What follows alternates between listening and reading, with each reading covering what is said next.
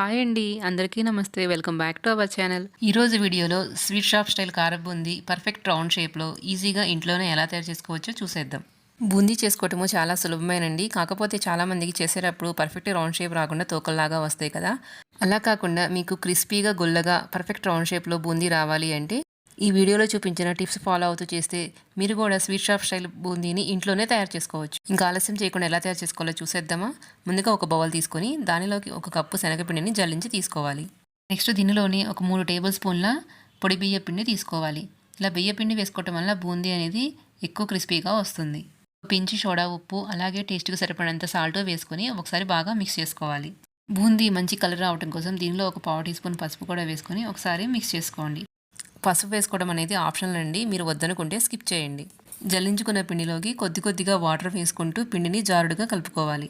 Boondi perfect round shape రావాలి అంటే పిండి కన్సిస్టెన్సీ అనేది కరెక్ట్గా ఉండాలి. మరీ గట్టిగా కాకుండా అలానే మరీ పలుచగా కాకుండా కన్సిస్టెన్సీ అనేది ఇలా ఉంటే సరిపోతుంది. బూందీ ప్రిపేర్ చేసుకోవడం కోసం ఇలా బూందీ గెరటనైనా వాడచ్చు, లేదా ఇలా రంధ్రాలు ఉన్న గెరటతో అయినా చేసుకోవచ్చు, లేదంటే ఇలా జాలి గిన్నెతో అయినా బూందీ తయారు చేసుకోవచ్చు. బూందీ తయారు చేసుకోవడం కోసం స్టవ్ మీద ఒక మందపాటి ప్యాన్ పెట్టుకొని దానిలో డీప్ ఫ్రై కోసం ఆయిల్ పోసుకోవాలి. ఆయిల్లో ఇలా కొంచెం పిండి వేయగానే వెంటనే పొంగి పైకి రావాలి, అంటే మనకి ఆయిల్ బాగా హీట్ అయిందని అర్థం.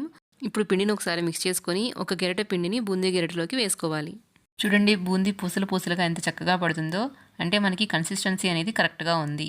అలాగే ఆయిల్ హీట్ కూడా సరిగ్గా సరిపోతే ఇలా మనకి బూందీ వేసిన వెంటనే పైకి పొంగి ఇలా సైడ్లకి వెళ్ళిపోతుంది.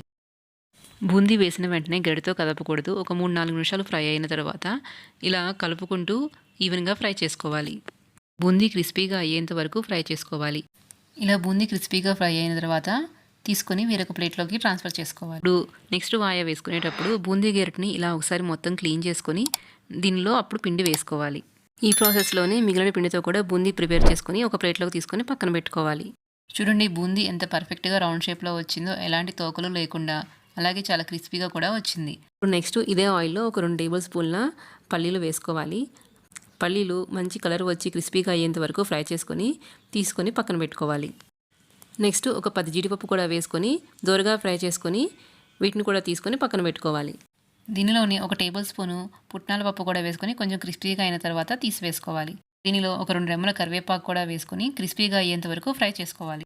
ఒక 6-7 దంచిన వెల్లుల్లిపాయలు కూడా వేసుకొని ఫ్రై చేసుకోవాలి. ఇప్పుడు మనం ఫ్రై చేసుకున్న పల్లీలు, కరివేపాకు, పుట్నాలు ఇవన్నీ ముందుగా రెడీ చేసి పెట్టుకున్న బూందీలో వేసుకోవాలి. ఇప్పుడు దీనిలో ఒక 2 టీ స్పూన్ల కారం వేసుకోవాలి. మనము పిండి మిక్స్ చేసుకున్నప్పుడు సాల్ట్ వేసుకున్నాం కాబట్టి ఒకసారి చెక్ చేసుకొని సరిపోలేదంటే ఇంకొంచెం యాడ్ చేసుకోండి. ఇప్పుడు ఇవన్నీ బూందీకి బాగా పట్టించాలి. బాగా మిక్స్ చేసుకున్న తర్వాత ఒకసారి టేస్ట్ చూసుకొని మీకు కారం సరిపోలేదనిపిస్తే ఇంకొంచెం యాడ్ చేసుకోండి.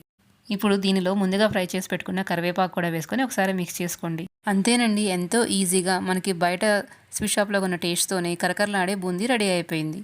మీరు కూడా ఈ స్టైల్లో ఒకసారి ట్రై చేసి ఎలా వచ్చిందో కమెంట్ సెక్షన్లో కమెంట్ చేయండి. అలాగే మీకు నా వీడియో నచ్చినట్లయితే ఛానల్ని సబ్స్క్రైబ్ చేసుకోండి. మీ ఫ్రెండ్స్తో కూడా షేర్ చేయండి. Thank you for watching.